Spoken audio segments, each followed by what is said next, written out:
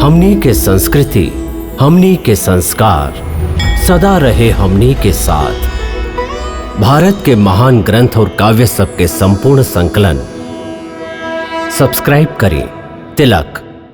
भैया, अब आप युद्ध के चिंता भुला जाएं। हम आपके वचन देते हैं कि आज सूर्यास्त होके से पहले वो बनवासी राजकुमारन के मस्तक लंका के गली कूचा में गेंदा के भांति पैर से लुढ़कावत लेके आई, ताकि जेकर प्यारा संबंधी एह युद्ध में मारल गइल बड़न वो भी आके ओकरा के एक एक होकर मार सकस।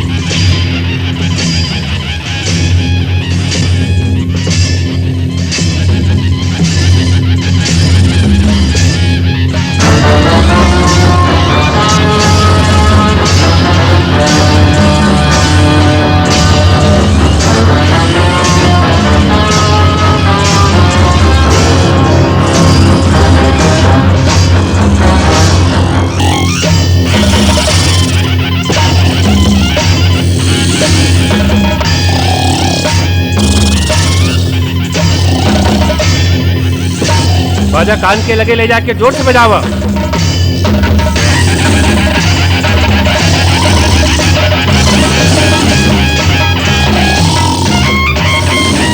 और जोर से।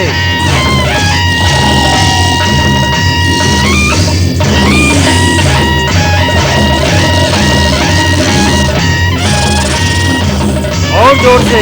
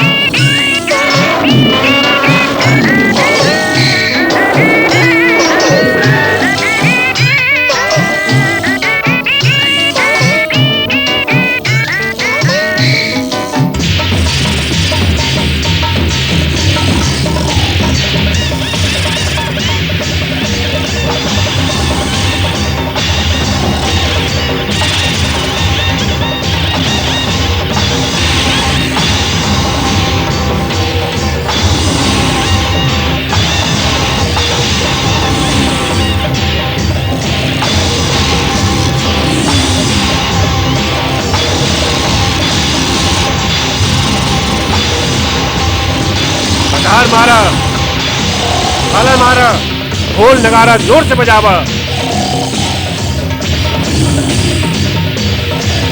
इसका जगावे के प्रयत्न करा, जोर से और जोर से।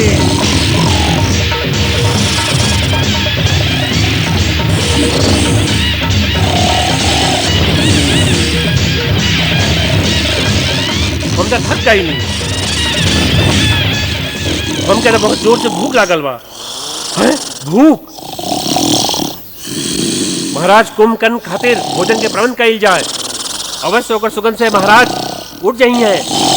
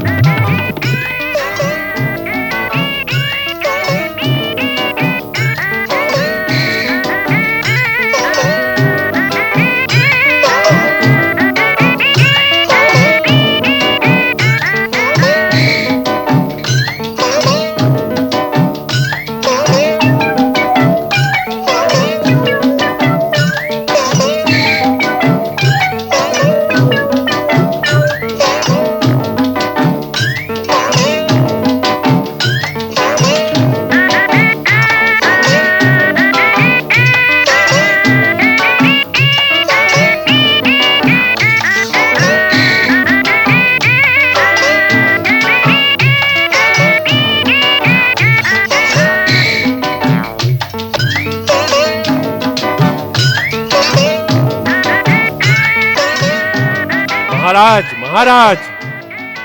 सेनापति विरूपाक्ष, समय से पहले हमके जगावे के साहस तू कैसे कैला? लंकाधिपति रावण कुशल से तो बाड़न।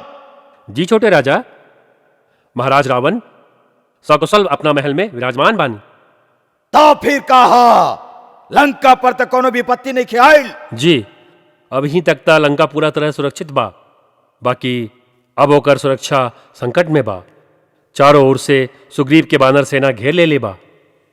बानर सेना घेर ले बा, बाकी बानर राज बाली के साथे तो हम लोग के संधि रहे। बाली मारल जा चुकल बाड़न। उनका छोटा भाई सुग्रीव बानर देश के सिंहासन पर बैठल बाड़न और अयोध्या के वनवासी राजा राम के सहायता खातिर वो अपना सेना सहित लंका पर चढ़ाई कर देले बाड़न। वानर सब लंका के राजधानी के घेर ले बाड़न। बाकी का है? अयोध्या के राम के लंका से का चाहिए? आपन पत्नी। आपन पत्नी मतलब? लंकेश्वर उनका पत्नी सीता के हर ले आइल बाड़न। सीता के हर ले आइलन? साक्षात जगदम्बा के हर ले आइलन। ऐसन दुर्बुद्धि उनका मन में कैसे उत्पन्न भइल? केहू उनका के समझौलस ना? जी आपके छोटा भाई विभीषण भरल दरबार में उनका के ये बात समझावे के साहस कैले रहन। ता महाराज रावण उनका के लात मार के राज से बाहर निकाल देलन। हाँ? का शत्रु बहुत शक्तिशाली बा? आज रणभूमि में राम न खाली लंकेश्वर के उपहास कैलन, बल्कि उनकर घोर अपमान भी कैलन। निशस्त्र करके उनका के ही कह के छोड़ देलन कि जा अभी थक गए हो खबर, हम थकल निहत्था शत्रु पर वार ना करें। महाराज रावण अपना भवन में आपके प्रतीक्षा करता रहे।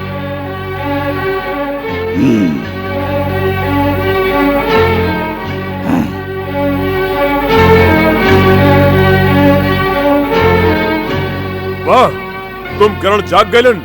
जी हाँ महाराज, श्रीमान कुंभकर्ण नगर से होत आपके दर्शन खातिर पधार रहल बाड़न। श्रीमान कुंभकर्ण के देख के नगर में उत्साह के लहर फैल गई बा। अब तो चारों ओर उत्साह ही उत्साह दिखाई दी ही। हम विलास भवन के छत पर जात हई, वीरवर कुंभकर्ण से उहमें मिलब।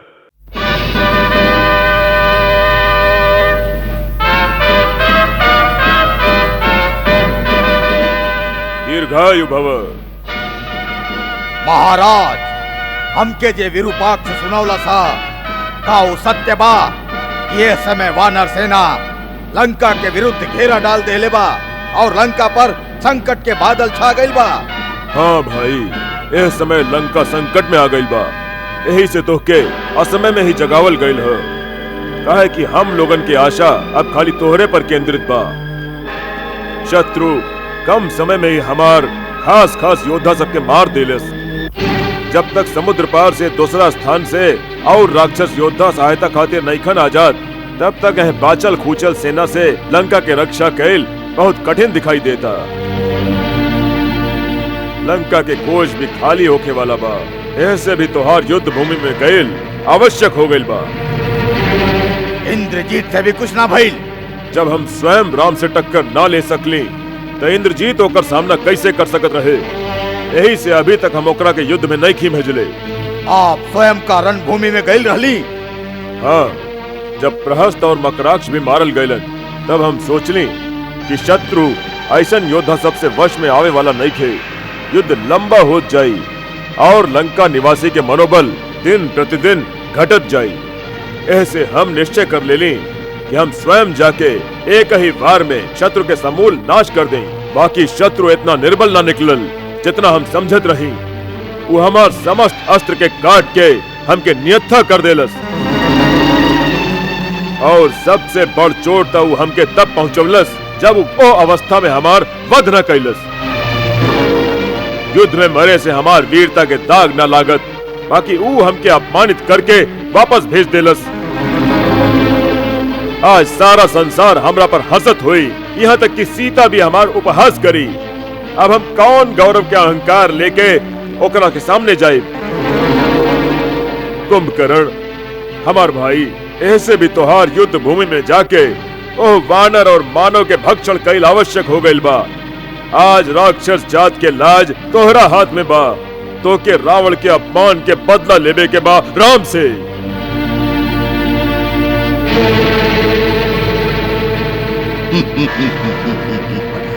तीनों लोक के विजेता रावण, जिकरा आगे शस्त्रहीन, श्रीहीन और मानहीन होके रह गइलन, ओह पर भी आप इस बात पर ध्यान ना देली कि वास्तव में श्री राम के हा। कुंभकर्ण,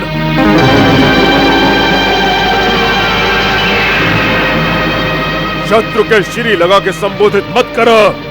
महाराज, आंख बंद करेला से सूर्य के प्रकाश लोप ना हो जाला। ये तीनों लोक के स्वामी हवन, स्वयं श्री राम नारायण हवन। उनका श्री राम ही कहे के पड़ी। भैया, शायद आप ही भुला गए हैं कि श्री राम से कई पीढ़ी पहले इक्ष्वाकु वंश के एगो राजा आपके श्राप देले रहलन कि जब स्वयं श्रीमन नारायण हमार कुल में अवतार ली हैं, तब वही नर रूप में आपके विनाश करी हैं। वो बात भी भुला गईली जे नारद हमके बतौले रहले कि विष्णु जी राक्षस के नाश करे खातिर अयोध्यापति दशरथ के घरे जन्म ले बाड़न। भैया, ब्रह्मा के बात भी भुला गईली, फिर भी आप महारानी सीता के हरण करके ले आईली, जे स्वयं लक्ष्मी के अवतार है। हम के अपना बहन के अपमान के बदला लेवे के बा हमार भाई के वध के प्रतिशोध का हमार कर्तव्य नहीं खे। राहे तो वो काम के वीर के तरह करती चोर के तरह एगो स्त्री के हरण करके काप के मस्तक गौरव से ऊंचा हो गई है। शूर्पणखा हमार भी बहन है। आज भी हमके जौना तरह उठौली ओह दिन ई हीन काम करे से पहले हमके जगावती तो हम आपके बतावती के प्रतिशोध कैसे लिहल जाला। राजा खातिर उचित ही ना ये आवश्यक भी है कि वो हर महत्वपूर्ण कार्य अपना परम विद्वान और सच्चा हितैषी मंत्री के परामर्श से ही करे। राजा के चापलूस और ऐसा स्वार्थी मंत्रियन के बात में न फंसे के चाहिए कि अपन निजी हित और धन लाभ खातिर राजा के साथे अपना देश के भी शत्रु के हाथ में बेच सकेला।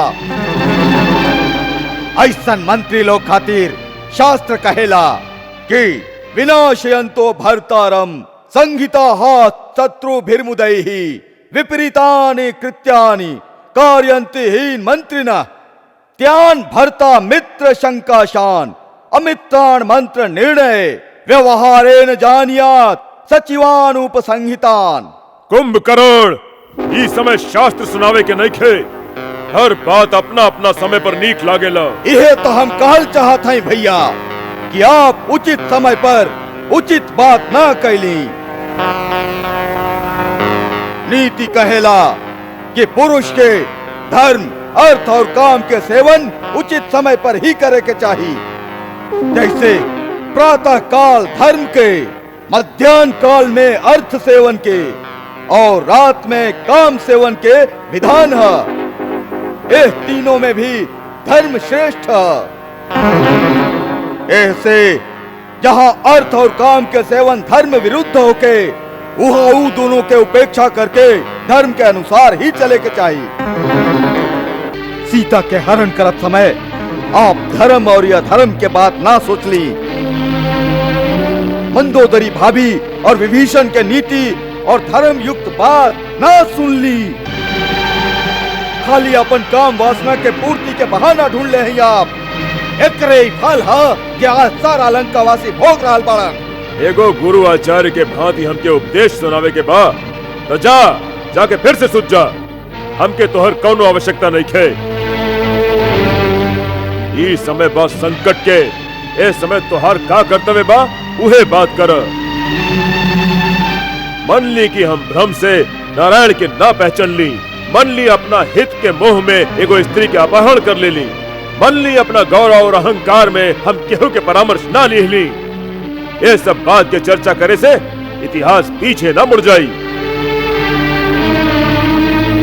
जे बीत गईल बुद्धिमान होकर शोक न करस। भविष्य के चिंता कर्मयोगी न करस।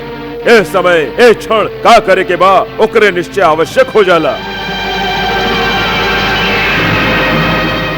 तो निश्चय कर ला कि तोहार अपना जाति के प्रति अपना भाई के प्रति कौनो कर्तव्य बा कि ना।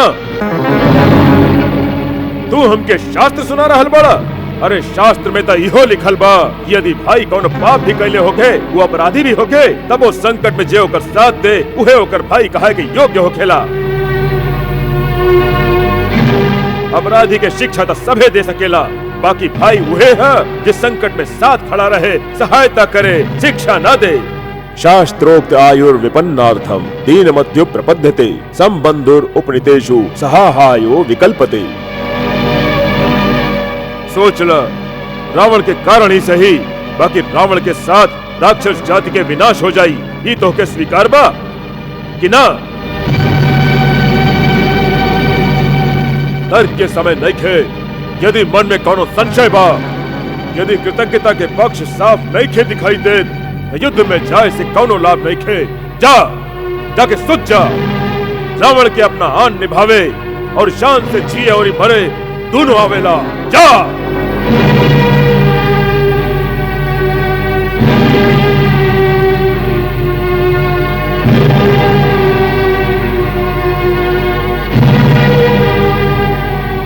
भैया आप हमके ठीक तरह से समझ ली ना। हम जे कहली ऊ एक सच्चा हितैषी होखे के नाते कहली। वो हमार अधिकार भी रहे और कर्तव्य भी। इस समय हमके का करे के बा ओकरा बारे में ना हमरा मन में कोनो शंका बा, ना हमरा पथ में कोनो अंधकार। हम तो छोट भाई हई और छोट भाई के एक ही धर्म है। जब तक वो जीवित बा और स्वस्थ बा तब तक बड़ भाई के कोनो भी कष्ट ना होके के चाहिए। ओकरा जीते जी यदि बड़ भाई के चिंता रहे या वो संकट में आ जाए तो छोट भाई पर धिक्कार बा। छोट भाई मित्र भी है और सेवक भी।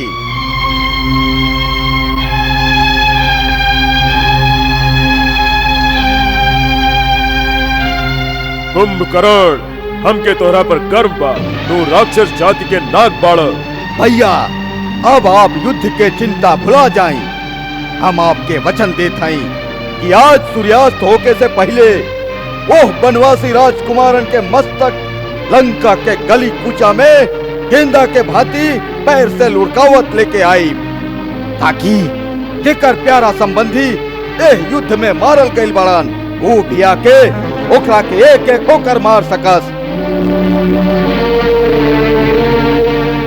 यदि हम जीवित रहली तो आज रात लंका में विजय के उत्सव होई।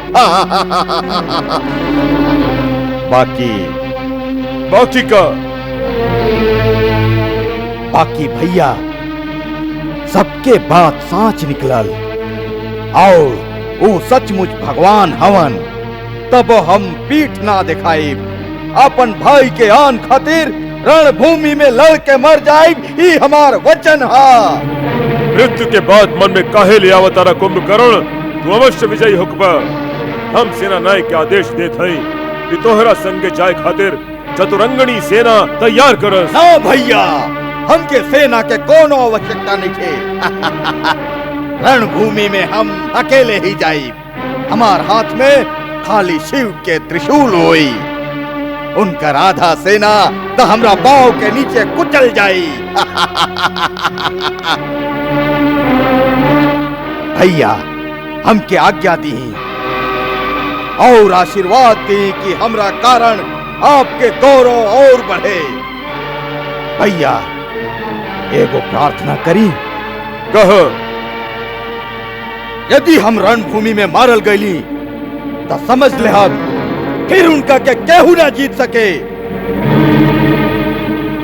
तब श्री राम के भगवान मान के उनका शरण में चल जाए, जैसे हम लोग के कुल समूल नष्ट होके से बच जाए और आपके राज निष्कंटक हो जाए।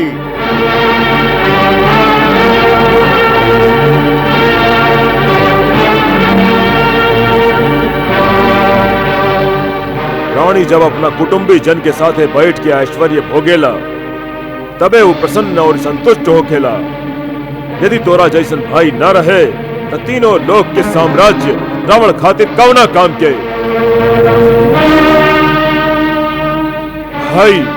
भाई लोग के बेटा अपन बेटा मरवा के कैसे ऐश्वर्य भोग सकेला रावण? जा कुंभकर्ण, मृत्यु के बात मत कर, युद्ध के बात कर, युद्ध में विजय के बात कर। जा।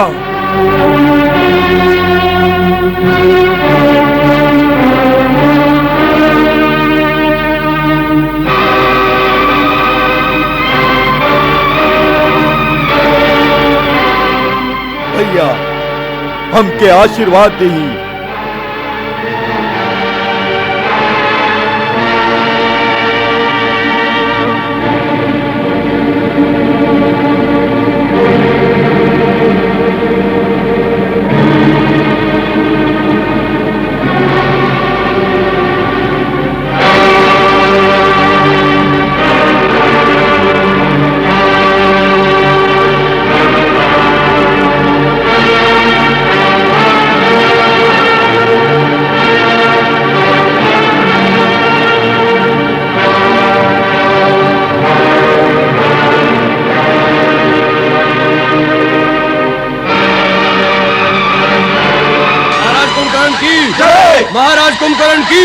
महाराज कुंभकर्ण की महाराज कुंभकर्ण की महाराज यही धर्म कर्तव्य यही समयोचित ज्ञान, भाई पर भाई चला होने को बलिदान।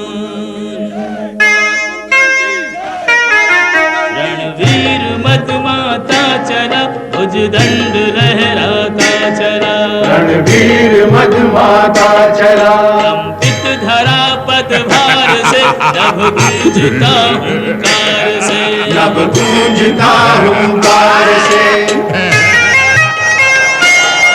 सेना में भगदड़ मच गई, भयभीत हो भागे सभी, ये कौन भीषण काय है, पग पग जो बढ़ता आए है, ये कौन भीषण काय है, इस ओर बढ़ता आए है।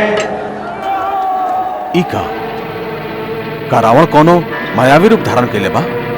ना, ये रावण ना हवन। तब क्या?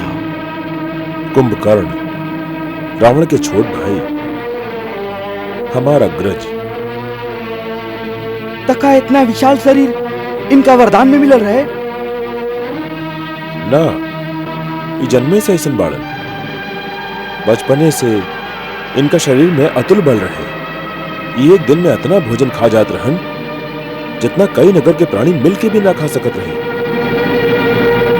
ब्रह्मा जी की चिंता रहे कि यदि ये जीवित रहियन तो सारा संसार के अन्न समाप्त कर दिहन। फिर हमने तीनों मिलके घोर तपस्या करके ब्रह्मा जी के प्रसन्न कर ली।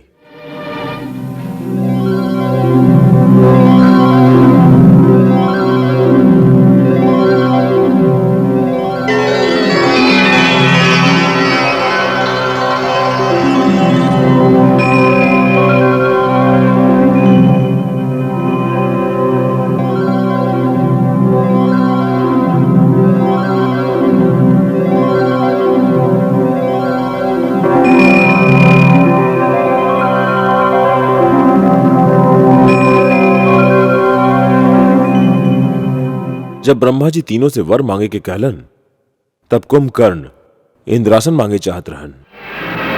इंद्रादि देवता भयभीत हो गईलन और वो लोग माता सरस्वती से सहायता मांगलन।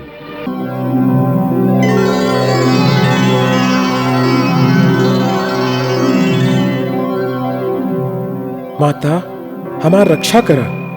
कुंभकर्ण घोर तपस्या करके ब्रह्मा जी से वरदान में इंद्रासन प्राप्त कर चाहता। आप ओकरा जीवा पर वास करके ओके इंद्रासन के बदले निद्रासन बनवावे की कृपा करी।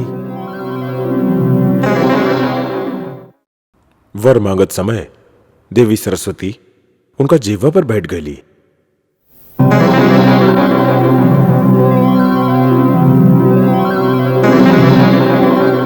और जब ब्रह्मा जी पुछलन, तब वो इंद्रासन की जगह पर निद्रासन के वर्ग मांग लीलन।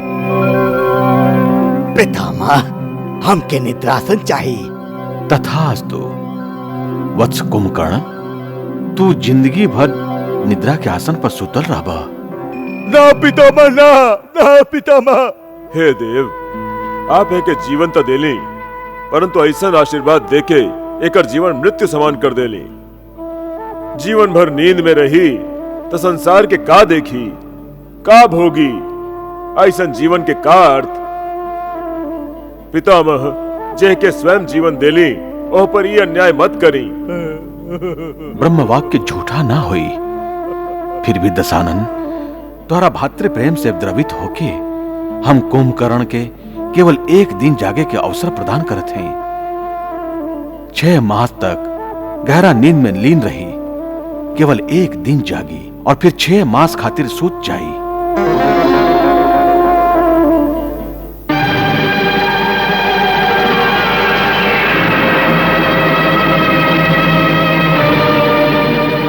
तका इनका 6 मास आजे समाप्त भइल बा? ना, अभी 6 मास समाप्त नहीं के भइल। रावण आपत्ति काल जान के इनका के बल पूर्वक जगा देले बाड़न। हमरा गुप्तचर के कहना बा कि जागे के बाद रावण के बहुत समझावे की कोशिश कैलन कि अब भी वो माता सीता के लेके आपके शरण में आ जास, परंतु रावण ऐसा कौनो बात सुनल नहीं चाहत और इनका के युद्ध में भेज देलन। काहे कि कुंभकर्ण एक ही दिन में सारा वानर सेना के खा के समाप्त कर सकेलन। तब ताती शीघ्र दैत्य के समाप्त कर देवे के चाहिए। भैया हम क्या आज्ञा दी?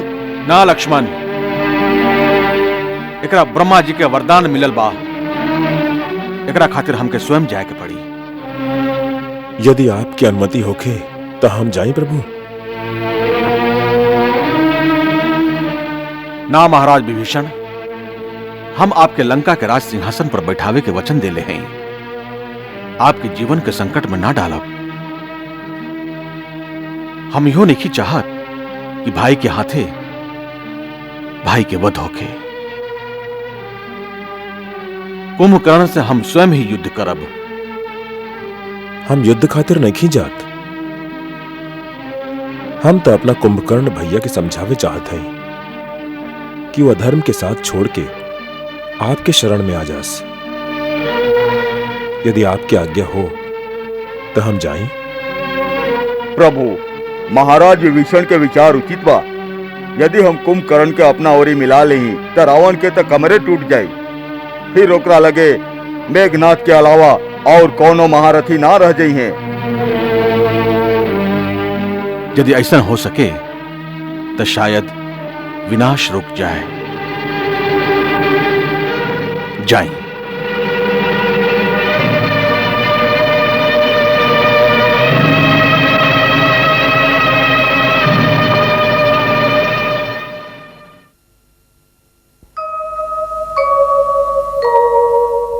धर्मज्ञ विभीषण चाहे निज भाई को समझाए, है कुंभकर्ण बड़ा ज्ञानी, संभव है कि मान भी जाए। विभीषण, विभीषण तू अभिमानी हाँ भैया हाँ। करनी हमें आज कहाँ ले आए। आपके विभीषण पैरी की भांति खड़े हैं भाई के सन्मुख भाई, होनी को क्या कोई टाले, लिखे को कौन मिटाए। होनी को क्या कोई टाले, लिखे को कौन मिटाए। होनी को क्या कोई टाले, लिखे को कौन मिटाए।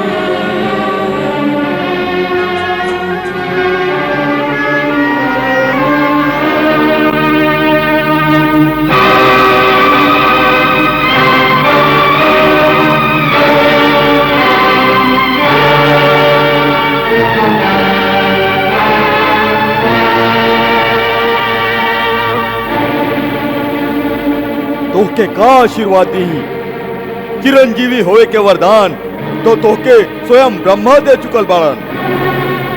हमके इतना ही वरदान दी भैया कि हम सदा धर्म और नीति के मार्ग पर ही चले, हम कबो अधर्म के मार्ग पर ना जाए।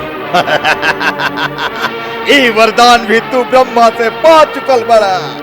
ऐसा लागता कि अब यह बात के पर्दा में तू अपन धर्म विरुद्ध काम के छुपावे के चेष्टा करता रहा।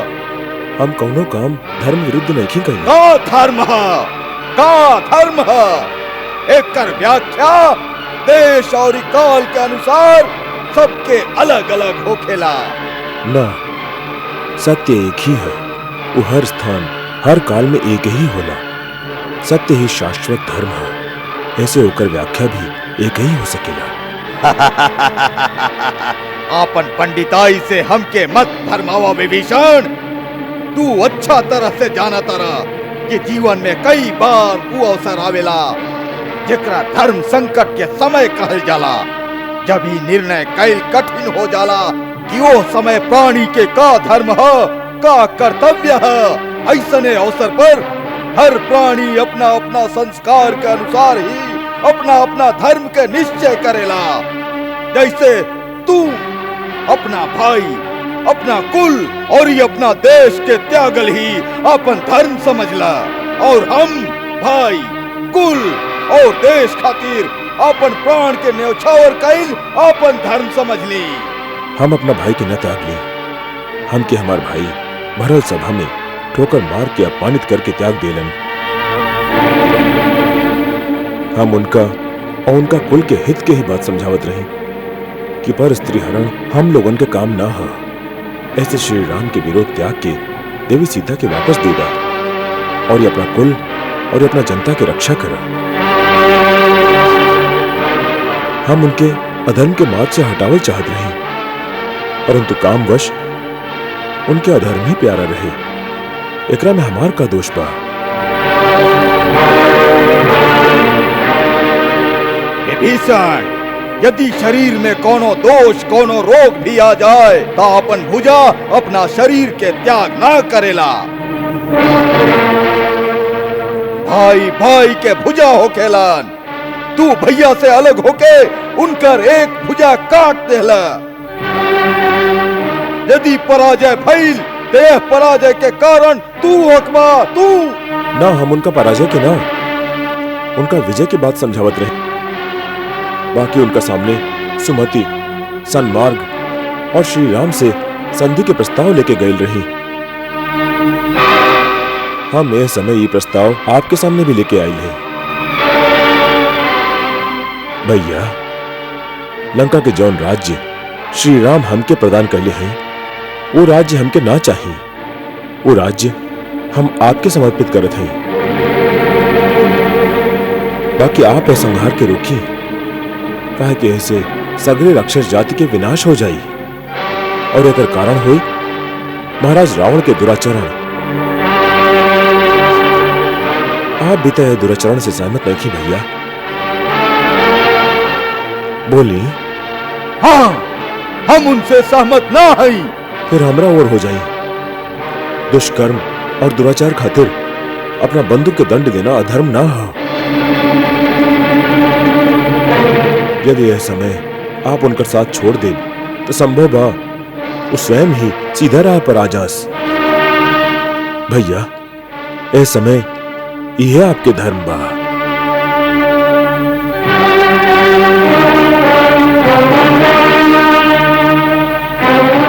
अरे विभीषण, जेकरा के तू धर्म कहता रे, ओकरा से बड़ा धर्म और कुछ ना हो सके। आवे वाली पीढ़ी तोहरा के कितनो बड़ा धर्मात्मा और राम भक्त काहे न माने। बाकी अपना देश, अपना कुल, अपना घर से विश्वासघात करे खातिर कबो सम्मान के दृष्टि से ना देखल जाई तोहके। अरे जेकरा से मित्रता कैले ओकरा आचरण से कुछ तो शिक्षा ले ले होते। भाई खातिर भरत के त्याग के देखले होते, भाई खातिर लक्ष्मण के सेवा और इस समर्पण से शिक्षा ले ले होते, तो तू अपना चरित्र पर ऐसा कलंक ना लगोते विभीषण।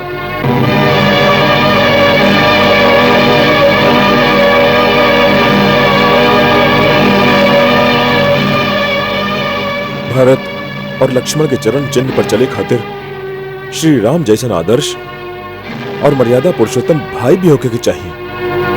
अरे अच्छा के साथे तो सभे अच्छा रहेला, फिर भाई से भाई के रिश्ता का। विभीषण, युद्ध में का भैया अकेले ही मर जाइए, उनका साथे मरे वाला और कोई भाई ना होई। अरे दृश्य तो ऊ होई कि जहां रावण के मृत शरीर होई, ओकरा चारों ओर उनकर भाई लोग, उनकर बेटा लोग का मृत शरीर उनकर शोभा बढ़ा रहल होई, जेकरा देख के देवता भी मस्तक झुका दिए। जो विभीषण अपना स्वामी राम के सावधान कर दा, अब सामना खर और दूषण से ना, त्रिशूल और बाली से कपट युद्ध ना, सामना आज अजय पर्वत के समान अभेद्य कुंभकर्ण से बा, जकरा हुंकार से विधाता ब्रह्मा भी थर्रा उठल रहन। कुंभकर्ण इस्पात के उच्च चट्टान हा, जकरा से टकरा के उनकर तीर के नोक टेढ़ होके उनके पर प्रहार करी। तीर, तलवार, गदा और भाला टूट टूट के गिर जाई। ऊ असुर के नाश के संकल्प कैले बा। आज कुंभकर्ण भी राम के सिर ठोकर से मारत मारत अपना लंकेश के चरण तक ले जाए के प्रण ठान के आइल बा।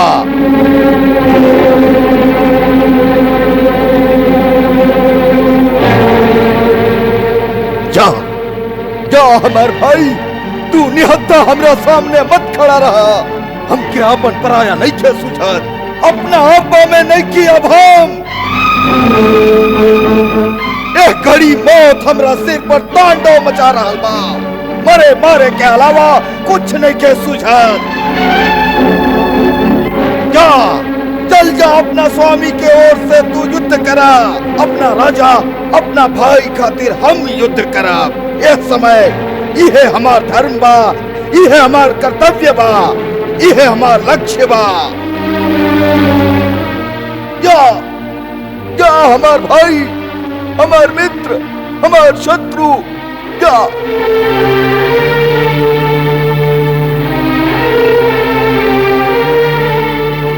जा चल जा विभीषण, चल जा।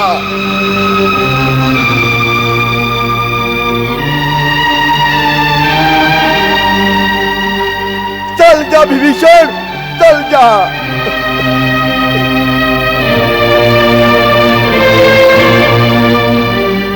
विभीषण हमार भाई,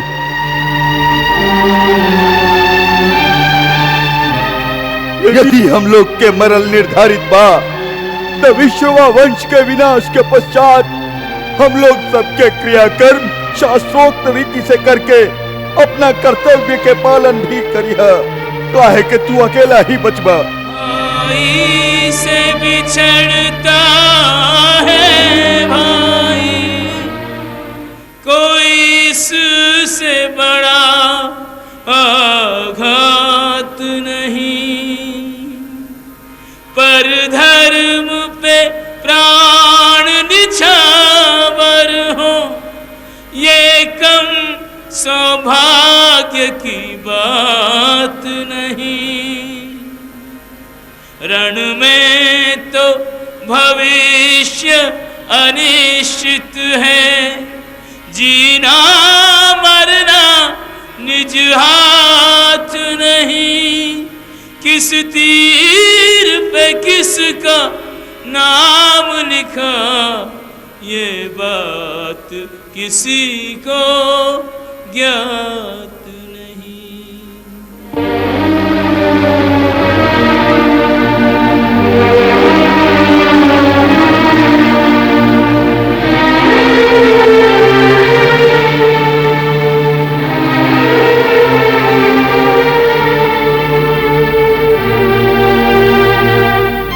महाराज विभीषण, का भइल? कुंभकर्ण ना मनलन। उनका अपना कुल के आन पर बहुत गर्व बा।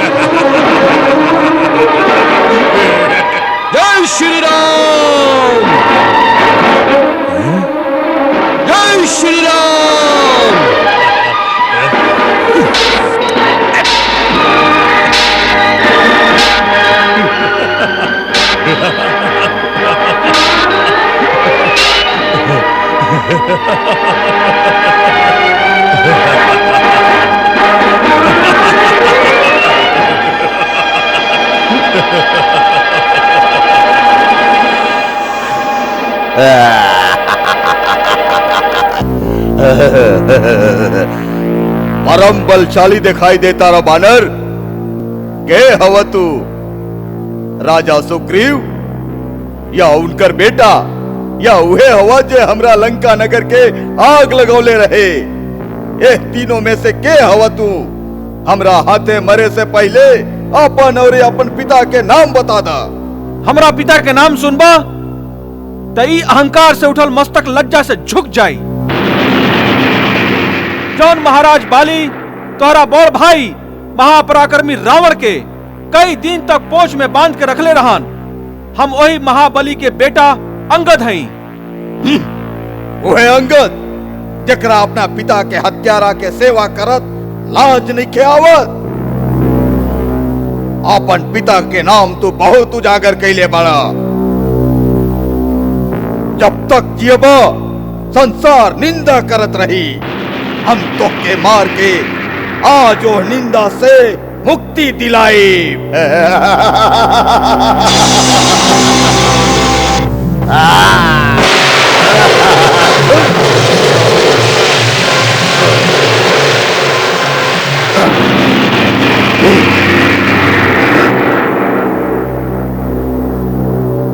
तू योद्धा के बीच आवे वाला तू के हवा?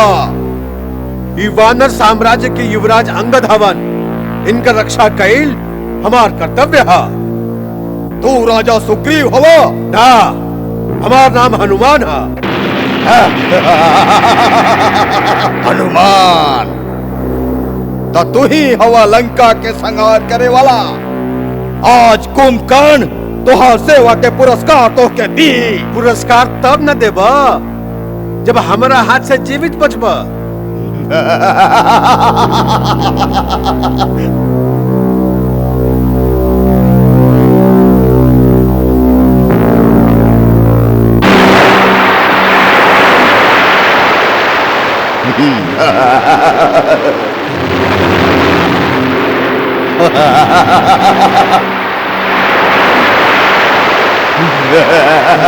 कुंभकर्ण, आज यह पहाड़ के नीचे तुहार समाधि बनी।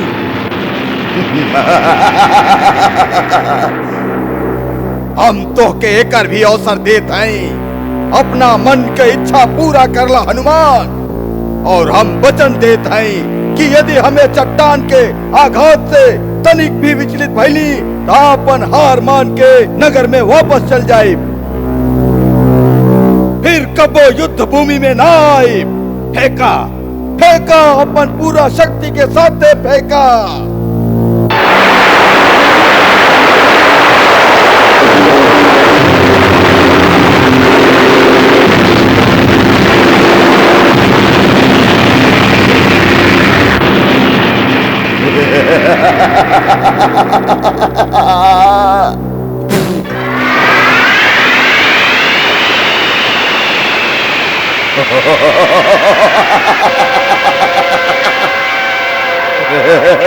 हम तोहरा साहस के प्रशंसा करत हैं। यही से तो के जीवित छोड़ देते हैं। अब यदि और कोई इच्छा बाकी ना रह गई लोके तो जाके अपना स्वामी राम लक्ष्मण से कहा कि अभी तक मुंह छिपा के काहे बैठल बाड़न। कुंभकर्ण उनका के युद्ध खातिर ललकार रहल बा। मैदान में आवाज। भैया, ये ललकार हमरा से सहन लेके जात। आप हम क्या आज्ञा दी? हमार सब सेना के नाश कर दी। जा लक्ष्मण।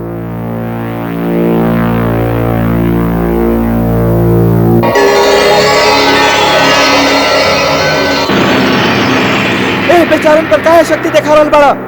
एहर लक्ष्मण के सामने आवा।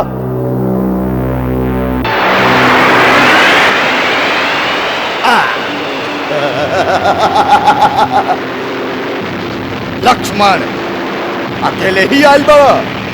यदि तू दोनों भाई एक साथे नहीं मरल चाहत तो ऐसने सही। बेकार में गाल बजावे से का लाभ कुंभकर्ण? तू ललकर ले रहला, हम आ गई नी। अब वीरता से युद्ध करा। अवश्य अवश्य रावण के छोट भाई और राम के छोट भाई में कैसन युद्ध होई ई देखे खातिर आकाश में देवतागण खड़ा बाड़न। लक्ष्मण, हमार बहिन शूर्पणखा निरपराध रहे। तू जौना हाथ से ओकर नाक कटले बाड़ा, आज हम वो हाथ के काट के धरती पर फेंक दे, तब हमार मन के शांति मिली।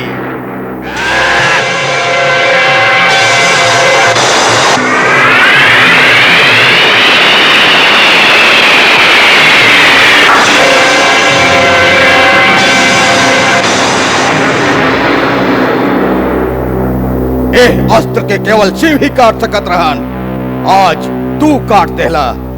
हम तुहार प्रशंसा करत हई, बाकी अब अस्त्र के ना तोड़ पैबा।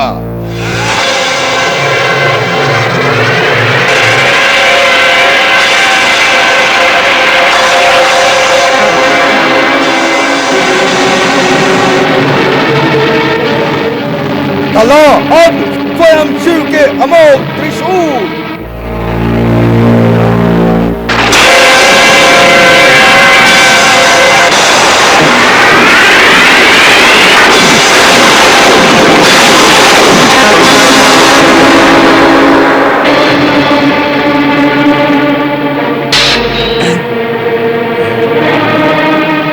के हवा तू? हम है बानर राज सुग्रीव, तोहर काल। अच्छा भइल तू हमरा हाथे लग गईला, हैं?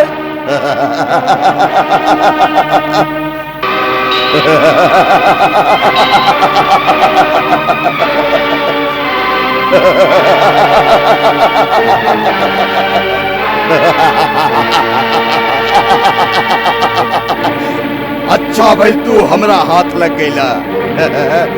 चला वानर राज, तोहरा ले जाके महाराज रावण के चरण में डाल दे। तो के छुड़ावे खातिर तोहर सेना के हथियार डाल देवे के पड़ी। चला।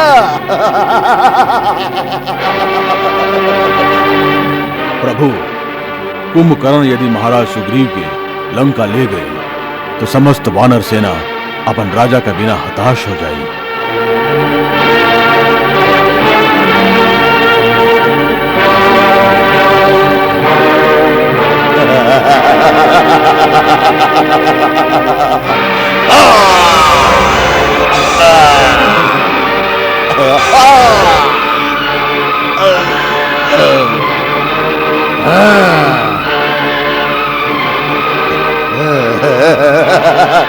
तो तू आ गईला, बहुत अच्छा कैला। हम खाली तोहरे प्रतीक्षा करत रही।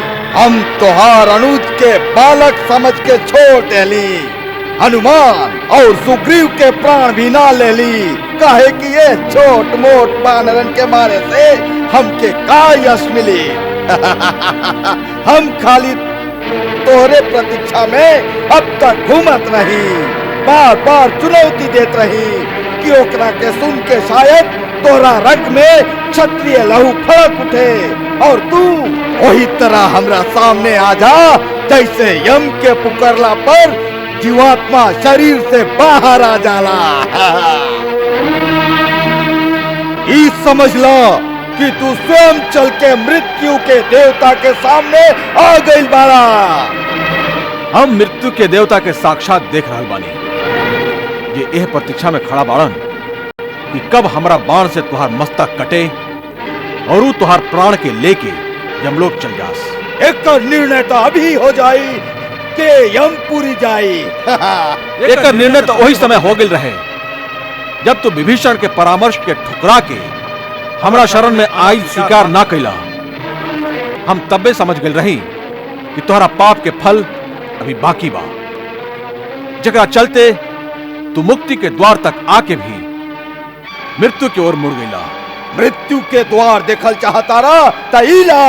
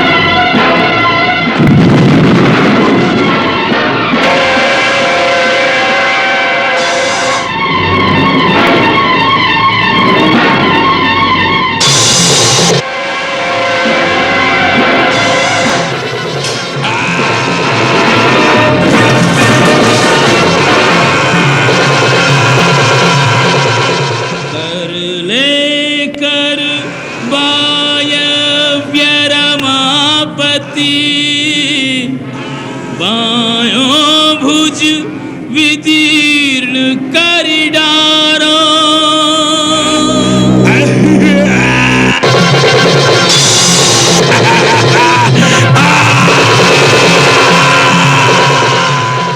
काट दिया इंद्रास्त्र चलाए के, हस्त वो शस्त्र चलावन हारो।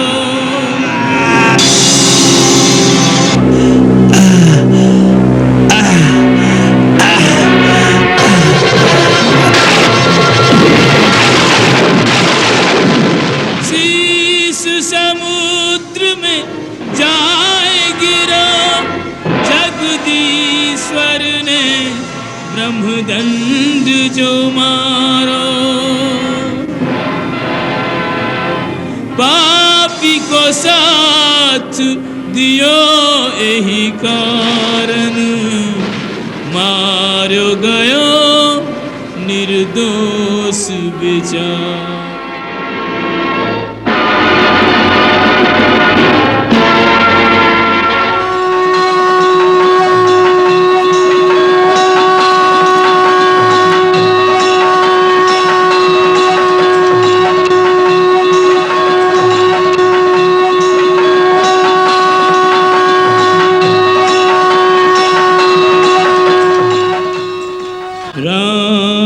समर्थक राम जन,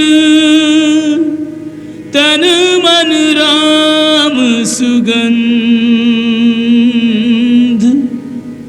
तदपि रुलावे रक्त का